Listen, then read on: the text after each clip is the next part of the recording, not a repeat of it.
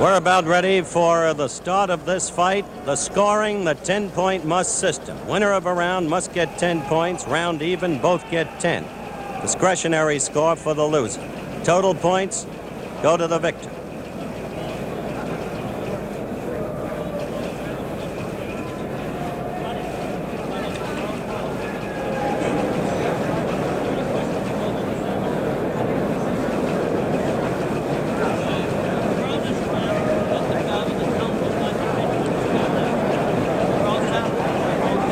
Instructions from Bill Connolly, the referee, about over. He has refereed 5 prior World Championship bouts. I said total points go to the victor. I mean, of course, the one with the most total points gets the victory. And round 1 underway.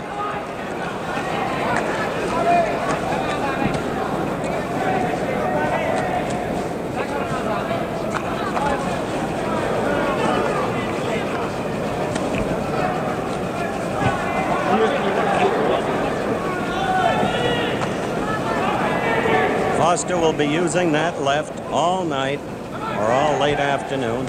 Kendall will be trying to come in close like that.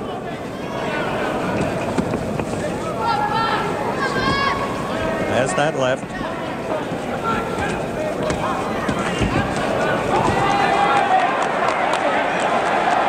Andy trying to come in and do the infighting.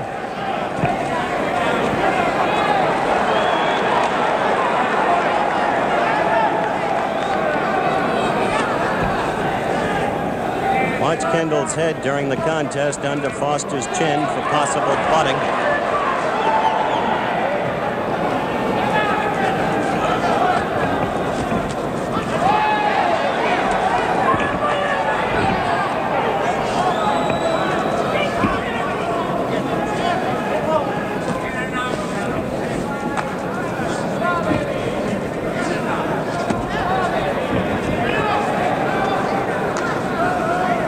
Kendall stays low, always.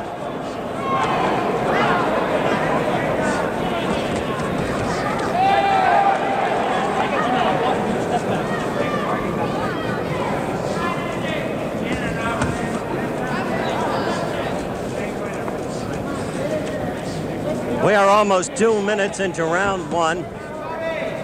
And Kendall doesn't keep coming forward as much, or hasn't thus far in this bout, as he did against Bossman Jones in their bout in Las Vegas last February. The reason, warning from referee Conley, actually to both fighters, but really more so to Foster, it seemed, for hitting on the break. Good 2 rights, 3 rights by Foster. Not famed for the straight or overhand right, more known for a right uppercut. Again the right. He's using it much more than usual. There's the left. He's keeping Kendall honest. Again the right, again the right.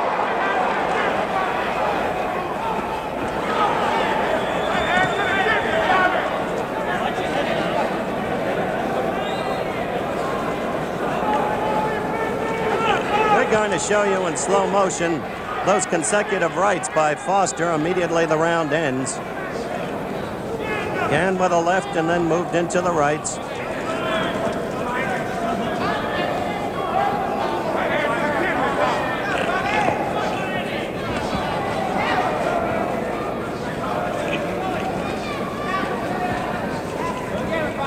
By my clock, this round was over 14 seconds ago. 15 seconds ago. 20 seconds ago. This round has now, by this reporter's stopwatch, gone 3 minutes and 25 seconds. We are almost 3 minutes and 30 seconds. I don't know what's going on here. I've never seen this before. Mike Morton, the manager of the challenger, Andy Kendall, has just slapped me on the arm asking me to stop the round, and there's no way. Finally the bell. 3:45. 3:45. Well, let's take a look at slow motion, and then let's try and find out what's wrong with the clock. There it is. There's that quick left in by Foster. Remember, Foster has a 10-inch reach on Kendall. 5 inches in height. There's another left. Kendall coming after Bob, but missing, leaving himself wide open for that right.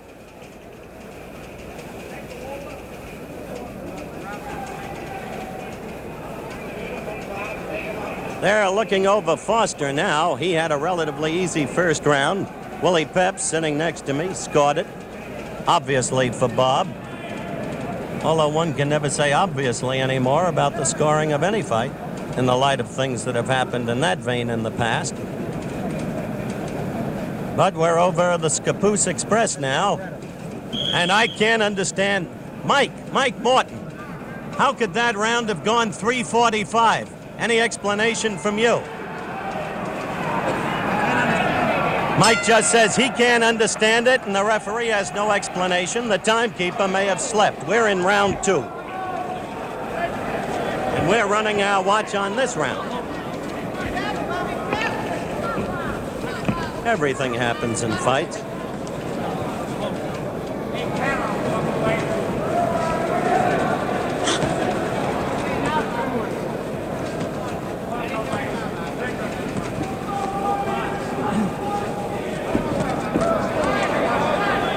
Andy trying to be more aggressive very quickly in this round. Remember what Foster said in the pre-fight interview. If Kendall keeps trying to come to him, it's going to cost him. Of course, Foster would prefer to keep him away with that long, powerful left that just moved in again. It's really a marvelous blow.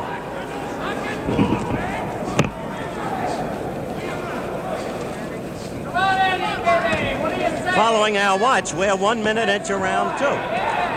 Hopefully that's the way the timekeeper has it.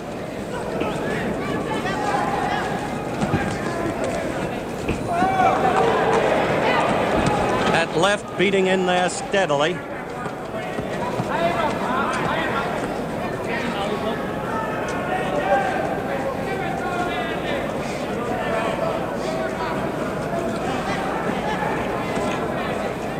The word around is that Kendall cuts easily, but he didn't cut at all against Bossman Jones, and there's no sign of a cut on him yet.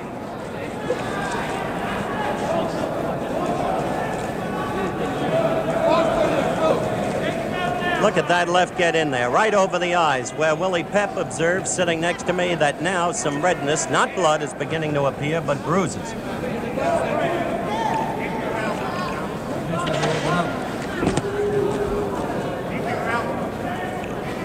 We have a minute to go in this round.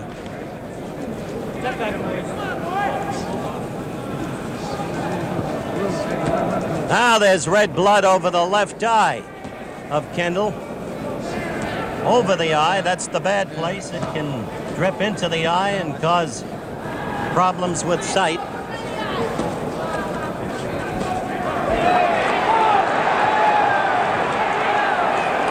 Kendall has a lot of rooters here, and he did get in a left to Foster's jaw then.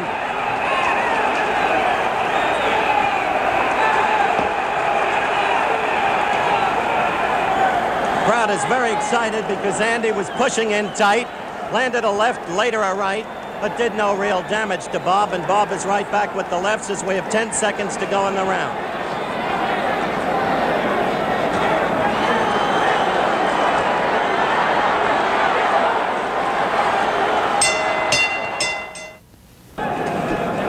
We're back for round 3, live and in color, the light heavyweight championship bout. You're looking at Andy Kendall, who's got a problem with his left eye. They've just stopped the flow of blood seconds before the round started. Kendall in the red trunks and Foster, the champion, in the blue velvet trunks. Foster fighting his fight very easily, and already he's opened up the blood. The cut over Kendall's left eye. Forget about the cheers from Kendall's rooters, because presently they don't matter.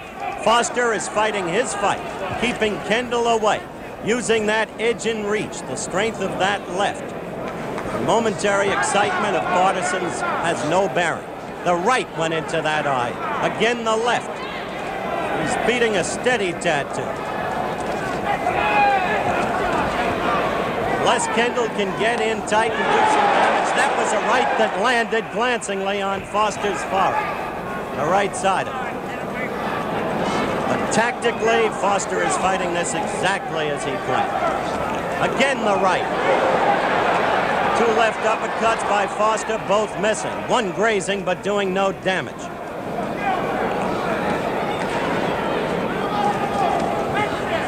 The edge in size, the edge in reach, the edge in power, the edge in poise and polish. Thus far, dominant. Thus far.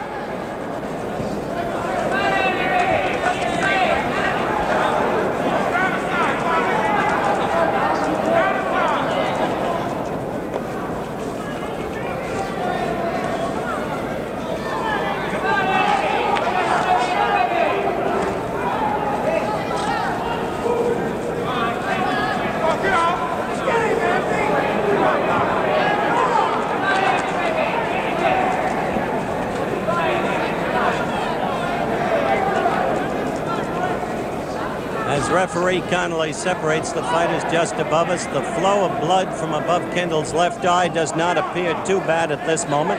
1 minute to go in this, the third round. Foster, blue velvet trunks, Kendall, red trunks, live and in color from the Eastern States Coliseum in West Springfield, Massachusetts, on ABC's Wide World of Sports. They're right above us now. Tough part from Kendall's point of view is when he does get inside, he doesn't seem to be able to do much. He gets tied up.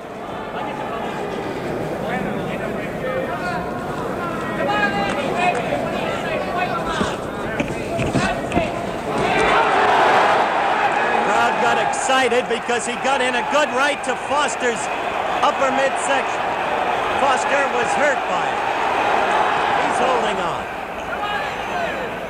You know, those punches really take their toll later in the fight. There, he staggered him with that left. You saw it. Good comeback for the moment by Kendall.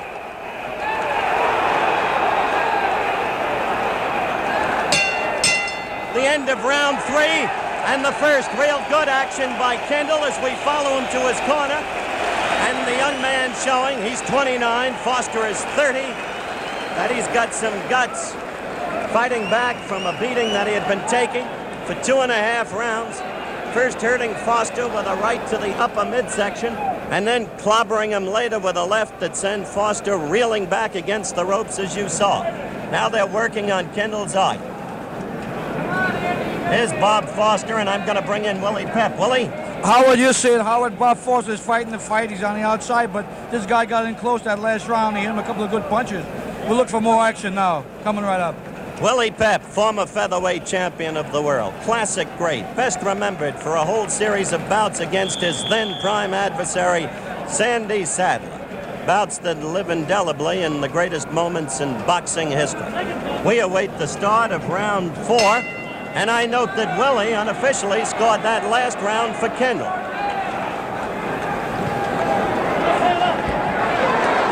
A left immediately by Foster.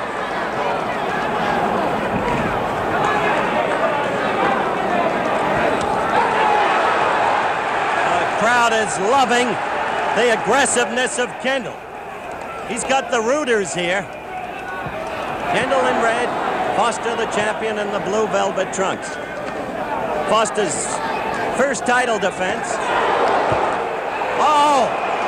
Foster got him with that left and sent him reeling back, and Bob is in now to try for the kill. He has him in the corner directly above us. Pounding away at him with the left, now the right. He's got Kendall on his way down, but Kendall's got courage and strength. He is still standing. Tiger didn't stand. DePaula didn't stand. This man stands. Now, beaten, he goes to the floor. A mandatory 8 count in effect. Kendall is directly in his own corner, immediately above us. Fight is being stopped. Bob Foster, the winner, in the 4th round by a knockout. The time by our watch, we'll check it officially, 1 minute and 18 seconds. Make it 1 minute and 15 as I get a signal now from the ring, but again, we'll check that officially. Bob Foster, the winner and still the heavyweight champion of the world. And I am going to take myself up into that ring to talk with Mr. Foster.